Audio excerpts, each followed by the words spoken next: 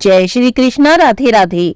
भगवान कृष्ण का आशीर्वाद आप सभी पर बना रहे, आप सभी स्वस्थ और सुखी रहें, इसी शुभकामना के साथ सुनते हैं आज के अध्याय की कथा।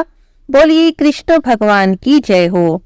नारायण जी कहते हैं, हे नारद जी, इंद्र ने भगवान कृष्ण की बहुत स्तुति की। इंद्र बोले, जो अविनाशी परब्रह्म ज्योति स्वरूप सनातन गुणातीत निराकार स्वेच्छा में और अनंत हैं, जो भक्तों के ध्यान और आराधना के लिए नाना प्रकार के रूप धारण करते हैं, युगों के अनुसार जिनके श्वेत रक्त पीत और श्याम वर्ण है, सतयुग में जिनका स्वरूप शुक्ल तेजोमय है और उस युग में जो सत्य स्वरूप हैं, त्रेता युग में जिनकी अंग कांति कुमकुम के समान लाल है और जो ब्रह्म तेज से जाजवल्यमान रहते हैं, और द्वापर युग में जो पीत कांति धारण करके पीतांबर से सुशोभित होते हैं, कलयुग में कृष्ण वर्ण होकर कृष्ण नाम धारण करते हैं।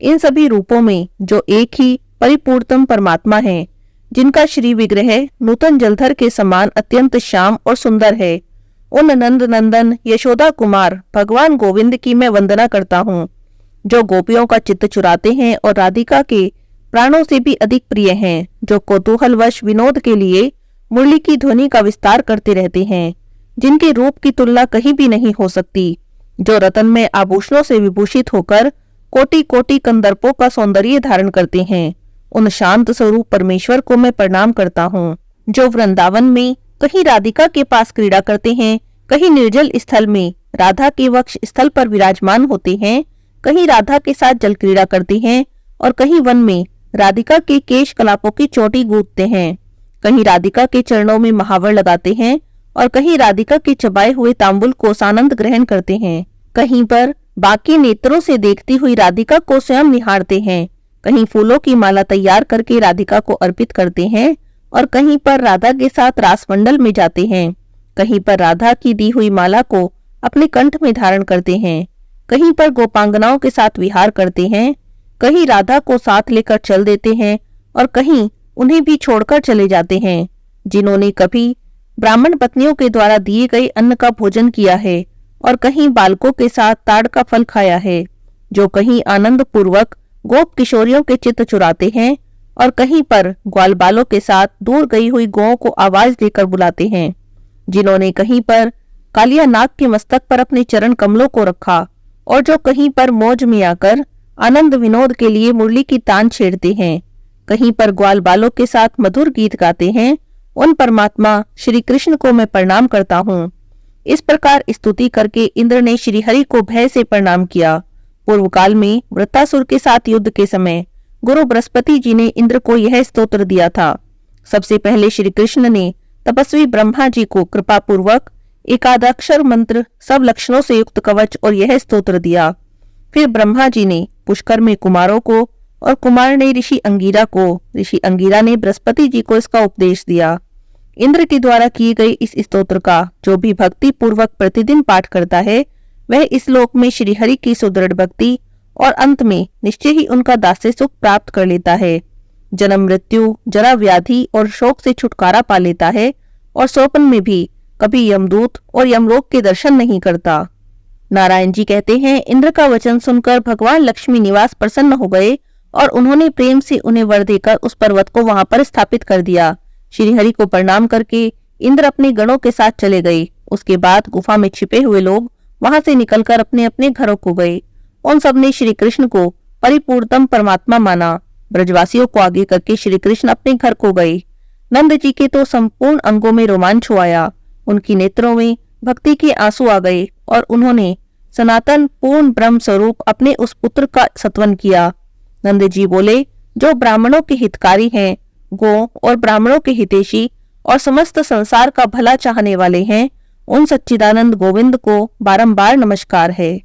हे प्रभु, आप ब्राह्मणों के प्रिय करने वाले देवता हैं, स्वयं ही ब्रह्म और परमात्मा हैं, आपको नमस्कार है। आप अनंत कोटि ब्रह्मांड धामों के भी धाम हैं, आपको सादर नमस्कार है। आप मत्स्य आदि रूपों के जीवन और साक्षी हैं। आप निर्लिप्त निर्गुण और निराकार परमात्मा को नमस्कार है। आपका स्वरूप अत्यंत सूक्ष्म है, आप स्थूल से भी अत्यंत स्थूल हैं। हे सर्वेश्वर, हे सर्वरूप, हे तेजोमय, आपको नमस्कार है। अत्यंत सूक्ष्म रूप स्वरूपधारी होने के कारण आप योगियों के भी ध्यान में नहीं आते। ब्रह्मा, विष्णु और महेश भी आपकी वंदना करते हैं। आप नित्य स्वरूप परमात्मा को मैं नमस्कार करता हूँ। आप चारों युगों में 4 वर्णों का आश्रय लेते हैं, इसीलिए युग क्रम से शुक्ल, रक्त, पीत और श्याम नामक गुण से सुशोभित होते हैं। मैं आपको नमस्कार करता हूँ। आप योगी, योग रूप और योगियों के भी गुरु हैं। सिद्धेश्वर, सिद्ध और सिद्धों के गुरु हैं। आपको नमस्कार है। ब्रह्मा, विष्णु, रुद्र, शेषनाग, धर्म, सूर्य, गणेश, षडानन, सनकादिक आदि मुनि, सिद्धेश्वरों के गुरु भी, गुरु कपिल और नर नारायण ऋषि भी जिनकी स्तुति करने में असमर्थ हैं, उन प्रभु की स्तुति भला दूसरे जड़ बुद्धि प्राणी कैसे कर सकते हैं। और ऐसा कहकर नंद जी श्री हरि के सामने भक्ति भाव से खड़े हो गए। तब प्रसन्न हुए श्री कृष्ण ने उन्हें मनोवांछित वर दिया।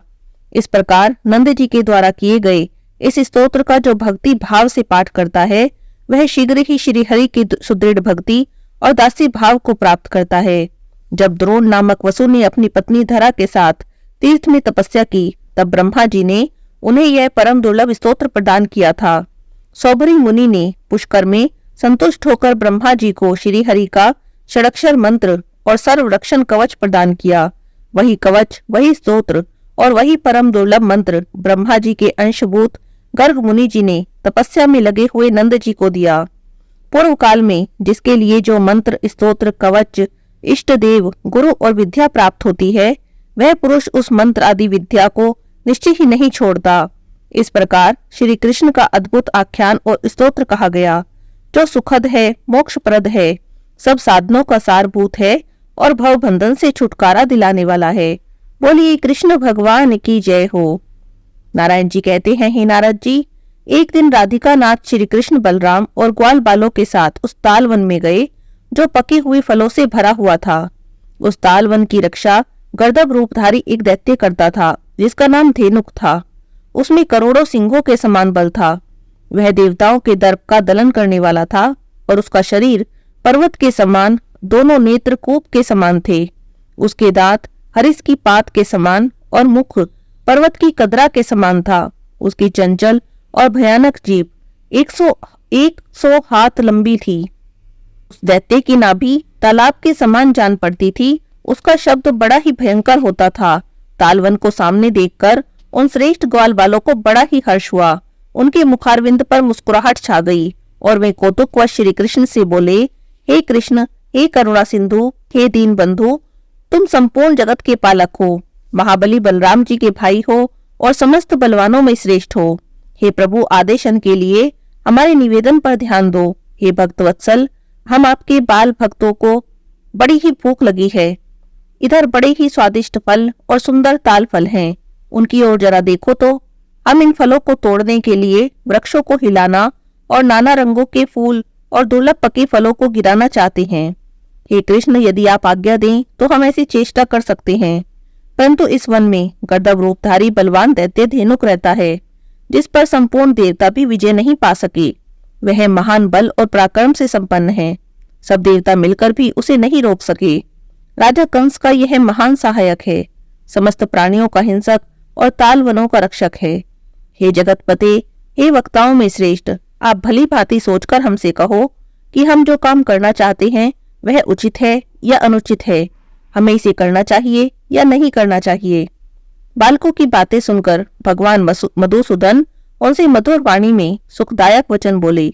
श्री कृष्ण ने कहा, हे ग्वाल बालो, तुम तो मेरे साथी हो, तुम्हें दैत्यों से क्या भय है। वृक्षों को तोड़कर हिलाओ, जैसे चाहे करो, बेखटके इन फलों को खाओ। श्री कृष्ण की आज्ञा पाकर तो बलशाली गोपाल उछले और वृक्षों के शिरों पर चढ़ गए। वे भूखे थे, इसीलिए फल लेना चाहते थे। हे नारद जी, उन्होंने अनेक रंगों के स्वादिष्ट, सुंदर और पके हुए फल गिराए।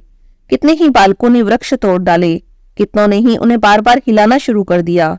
कई बालक वहां कोलाहल करने लगे और कितने ही खुशी में नाचने लगे। वृक्षों से उतरकर वे बलशाली बालक जब फलों को ले जाने लगे, तब उन्होंने गर्दभ रूपधारी महाबली महाकाय घोर दैत्य शिरोमणि धेनुक को बड़े वेग से आते देखा। वह भयंकर शब्द कर रहा था।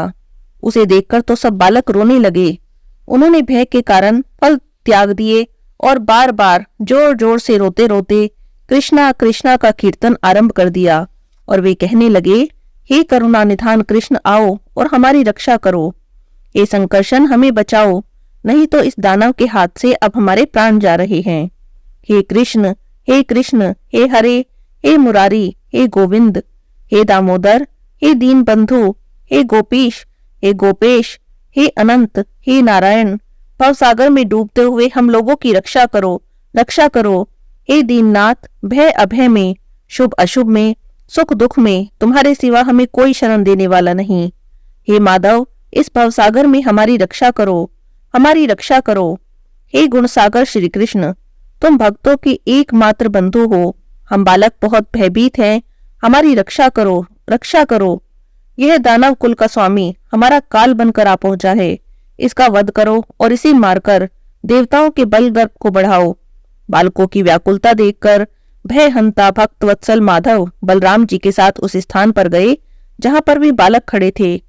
कोई भय नहीं है, कोई भय नहीं है, ऐसा कहकर वे शीघ्रता पूर्वक उनके पास दौड़े आए और मंद मुस्कान से युक्त मुख पर उन्होंने बालकों को अभयदान दिया। श्री कृष्ण और बलराम को देखकर बालक हर्ष से नाचने लगे। उनका भय दूर हो गया था। हो भी क्यों ना, भगवान की स्मृति ही अभयदायिनी होती है और सब प्रकार से मंगल प्रदान करने वाली होती है। बालकों को निगल जाने को उद्यत हुए उस दानव को देखकर मधुसूदन श्री कृष्ण ने महाबली बलराम जी को संबोधित करके कहा, हे भैया, यह दानव राज बलि का बलवान पुत्र है। इसका नाम साहसिक है। पूर्व काल में दुर्वासा ऋषि ने इसे श्राप दिया था और उसी ब्रह्म शाप से यह गधा हुआ है। यह बड़ा पापी और महान बल पराक्रम से संपन्न है, अतः मेरे हाथ से वध के योग्य है। मैं इसका वध करूंगा, आप बालकों की रक्षा करो और सब बालकों को लेकर दूर चले जाओ। तब बलराम जी उन बालकों को लेकर श्री कृष्ण की आज्ञा से दूर चले गए। इधर इस महाबली महापराक्रमी दानव राज ने श्री कृष्ण पर दृष्टि पड़ते ही उन्हें रोष पूर्वक अनायास ही निगल लिया। श्री कृष्ण प्रज्वलित अग्निशिखा के समान थे। उन्हें निगल लेने पर उस दानव के भीतर बड़ी जलन होने लगी। उनके अतिशय तेज से वह मरणासन हो गया। तब उस दैत्य ने भयभीत होकर उन प्रभु को फिर से उगल दिया। परितक्य होने पर उन परमेश्वर की ओर एकटक दृष्टि से देखता हुआ वह दैत्य मोहित हो गया। भगवान का श्री विग्रह बहुत सुंदर, शांत और ब्रह्म तेज से प्रकाशमान था। श्री कृष्ण के दर्शन मात्र से उस दानव को अपने पूर्व जन्म की स्मृति हो गई। उसने अपने आप को और जगत के परम कारण श्री कृष्ण को पहचान लिया था। उन तेज स्वरूप ईश्वर को देखकर वह दानव शास्त्र के अनुसार श्रुति से परे गुणातीत प्रभु जिसका जन्म हुआ था उन्हें दृष्टि में लाकर उनकी स्तुति करने लगा। दानव ने किस प्रकार भगवान की स्तुति की और उसके बाद क्या हुआ, हम अगले अध्याय की कथा में सुनेंगे। आज के अध्याय की कथा यहीं पर समाप्त होती है। बोलिए कृष्ण भगवान की जय हो। अब सुनते हैं आज की कथा। बोलिए कृष्ण भगवान की जय हो। एक दिन की बात है, मैया यशोदा ने अपने लाला को सुबह सुबह नहला धोला कर तैयार कर दिया। नन्हे कान्हा को पीला झपला पहना दिया, सुंदर डोर से उसे बांध दिया। उनके नन्हे नन्हे पैरों में पायल पहना दी, हाथों में बाजूबंद पहना दिए, घुंघराले बालों पर एक चोटी बांध दी और उस पर सुंदर सा मोर मुकुट भी सजा दिया। कमर में सोने की करधनी बांध दी, मस्तक पर कस्तूरी चंदन का सुंदर तिलक भी लगा दिया। मैया यशोदा ने जैसे ही कान्हा के नेत्रों में काजल लगाकर उनके हाथों में मुरली थमाई, कान्हा ने तो गजब ही कर दिया। भागते भागते आंगन में गए और जमीन में लोट लोट कर सारा शरीर धूल धूसित करने लगे और हंसते हुए मैया यशोदा के सामने आकर खड़े हो गए और बोले, मैया बताओ मैं कैसा दिख रहा हूँ। जब मैया आश्चर्य से देखती रही तब कान्हा ने शरारत से हंसते हुए फिर पूछा, मैया बताओ ना मैं कैसा दिख रहा हूँ। अब मैया तो हैरान हो गई, कहाँ थोड़ी देर पहले श्रृंगार किया और कहाँ अब ये वेश बना लिया। कान्हा का पूरा शरीर, सारे वस्त्र, श्रृंगार सब पर धूल लगी हुई थी। मैया का जंबित मुख देखकर कन्हैया तो बार बार शरारत से पूछने लगे, मैया बताओ ना मैं कैसा लग रहा हूँ। तो गुस्से से मैया ने आव देखा न ताव अपनी छड़ी उठाई और कान्हा के पीछे दौड़ी। आजा अभी बताती हूँ कैसा दिख रहा है।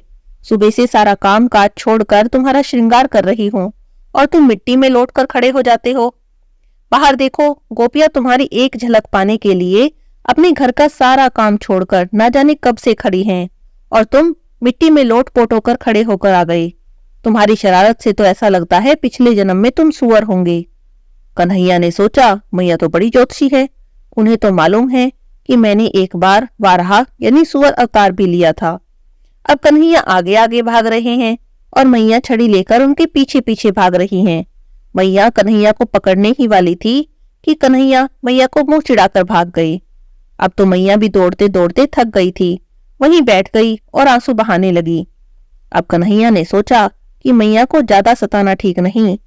कन्हैया बड़े प्यार से मैया के पास आए और मैया की ठुड्डी पकड़कर मैया का मुंह अपनी ओर किया तो देखा मैया तो रो रही है, उनकी आंखों में आंसू हैं। तब अपने नन्हे हाथों से मैया के आंसू पूछते हुए बोले, रूठो मत मैया, ये सब मैंने तुम्हारे लिए ही तो किया है। अब मैया फिर हैरान बोली, तुम मेरे लिए माटी में लौटते हो, बता तुम्हें ऐसा करने से क्या मिलता है? तुम मुझे इतना सताते हो, क्या तुम्हें इसमें आनंद आता है? तब कन्हैया बड़े मासूम और बड़े भोलेपन से अपनी तोतली भाषा में कहते हैं, देखो मैया, तुम मुझे बड़ा ही सुंदर श्रृंगार करके सजाती हो, लेकिन अगर इतना सज धज कर गोपियों के सामने जाऊंगा तो ना जाने कितनी गोपियां मुझे नजर लगा देंगी, और अगर मैं बीमार पड़ गया तो तुम रो रो कर कभी मुझे किसी वैद्य के पास, कभी किसी बाबा के पास लेकर घूमती रहोगी। और मैया, मैं तुम्हें परेशान होकर रोता हुआ घूमता नहीं देख सकता, इसीलिए तो मिट्टी में लोट-पोट होकर सारा श्रृंगार बिगाड़ लेता हूँ। और सुनो मैया, कन्हैया और भी ज्यादा मासूमियत से कहते हैं, बहुत सी गोपियां मुझे गोद में उठा लेती हैं, बहुत सी गोपियां मुझे चूमती हैं, कहीं किसी गोपी की नजर मुझे लग गई और मैं बीमार पड़ गया तो क्या होगा? इसीलिए अपना श्रृंगार बिगाड़ देता हूँ ताकि वे मुझे परेशान ही ना करें और आपको भी कोई परेशानी ना हो मेरी भोली भाली मैया। कन्हैया के ऐसे वचन सुने तो मैया का गुस्सा तो फुर हो गया और उनका हृदय प्रेम से फूला नहीं समाया। अब मैया ने कन्हैया को अपनी गोद में ले लिया, उनका मुख चूमने लगी, फिर एक तिनका लेकर कन्हैया के ऊपर से फिरा फिरा कर उनकी नजर उतारने लगी। नारायण से प्रार्थना करने लगी कि मेरे लल्ला को किसी की भी बुरी नजर न लगे, और फिर कान्हा जी को अपने भवन के भीतर ले गई। बाहर गोपियां श्री कृष्ण दर्शन को इंतजार करती रही और कृष्ण जी तो मैया के साथ खूब खेलते रहे। इधर गोपियों को श्री कृष्ण ने विरह आनंद प्रदान किया। बोलिए कृष्ण कन्हैया लाल की जय हो, बांके बिहारी लाल की जय हो।